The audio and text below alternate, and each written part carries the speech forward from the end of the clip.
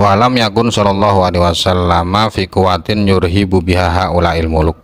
Jadi raja-raja yang menerima surat Nabi itu tidak semuanya menolak, bahkan sebagian besar itu kalau tidak masuk Islam ya menolaknya dengan sopan, bahkan ada yang memberi hadiah. Padahal di waktu itu Nabi belum punya kekuatan untuk menakut-nakuti mereka.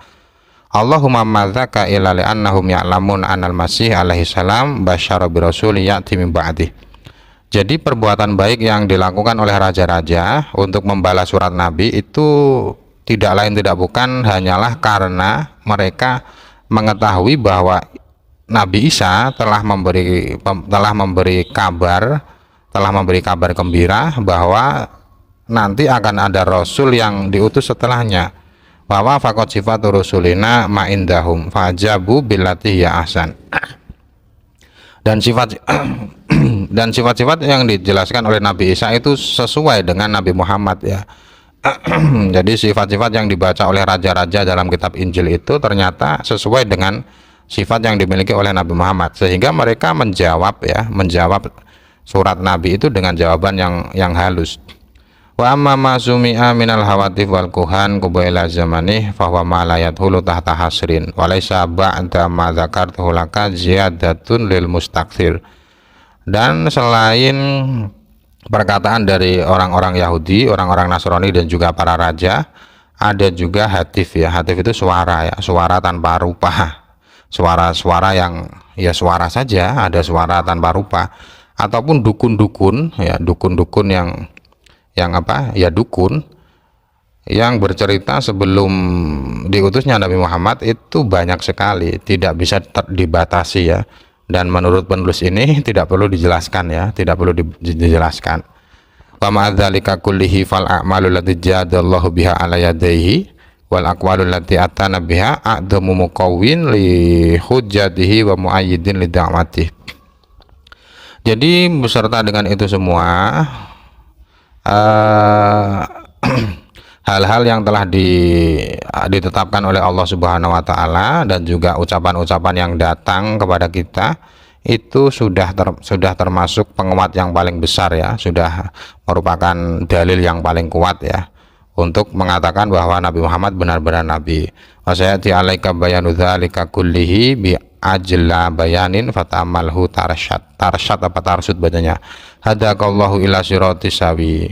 Dan nanti akan dijelaskan kepada kita bukti-bukti kenabian Nabi Muhammad yang lebih jelas ya, sehingga dengan bukti yang singkat ini kita disuruh penulis untuk merenungkan ya, supaya kita mendapatkan petunjuk. Semoga kita diberi hidayah oleh Allah untuk menuju ke jalan yang lurus. Ini halamannya sudah pas belum ya? 31 ya, sudah pas ya. Badul Wahyi 31, kemudian ini 33. Lama balagha alaihi salamu sinnal kamal wahya arba'una sanah arsalahullahu lil alamin basyira wa nadhira liyukhrijahu min dhulumatil jahalati ila nuril ilmi. Di saat usia Nabi sudah mencapai usia sempurna, yaitu 40 tahun, Allah mengutus Nabi sebagai pemberi kabar gembira dan sebagai pemberi peringatan untuk alam semesta, supaya Nabi mengeluarkan alam semesta ini, mengeluarkan seluruh makhluk ini dari gelapnya kebodohan ke cahaya pengetahuan. Wa kana dzalika fi awali syibat atau apa ini? Sanata 610 minal milad. Ini syibat ini apa, September atau apa ya? Syubat itu bukan September ya, itu Februari ya. Jadi permulaan bulan Februari tahun 610 minal milad ya, Masehi. Kama audahahu almarhum Mahmud Basha al-Falaki tabayyana ba'da diqqatil bahsi anadzalika kana fi 17 Ramadan tahun 13 sebelum hijrah. Jadi turunnya wahyu itu kalau menurut hitungan Mahmud Basha al-Falaki, kalau kita menggunakan kalender Masehi itu awal Februari 610. Tapi kalau kita menggunakan kalender Hijriah ini terjadi sebelum hijrah ya. sebelum hijrah, tanggal 17 Ramadan tahun 13 sebelum hijrah. Wa dzalika yuwafiqu Yuli.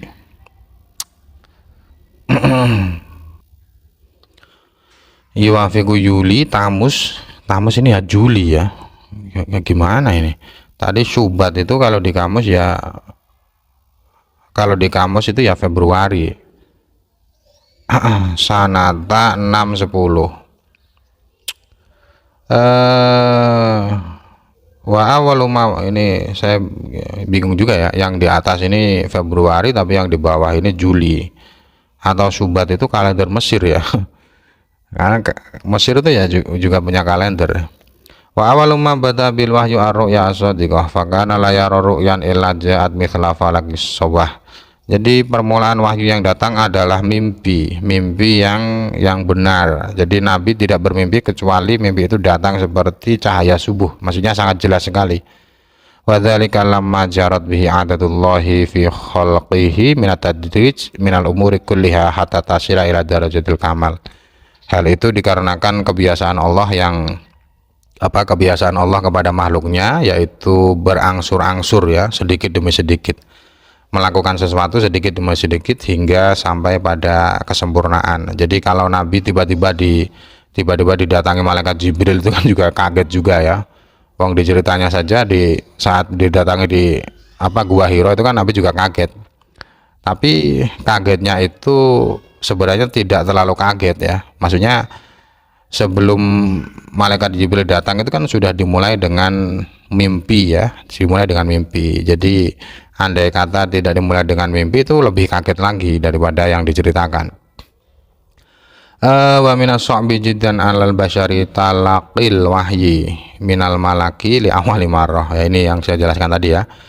Yang sangat memberatkan bagi manusia bertemu wahyu dari malaikat pertama kali ya. Ini kan sangat berat ya, manusia bertemu malaikat, sebelumnya tidak pernah ada tanda apa-apa, itu kan berat. Kalau sebelumnya sudah pernah mimpi itu kan sudah ada tanda-tanda.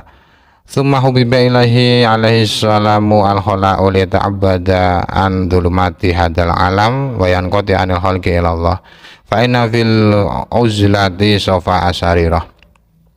Dan setelah Nabi beberapa kali mengalami mimpi, lalu Nabi suka menyendiri untuk beribadah ya, untuk menjauhi kegelapan alam ini dan untuk fokus kepada Allah ya, menjauhi makhluk dan fokus kepada Allah. Karena menyendiri atau uzlah itu memiliki pengaruh besar di dalam hati, yaitu bisa membersihkan hati.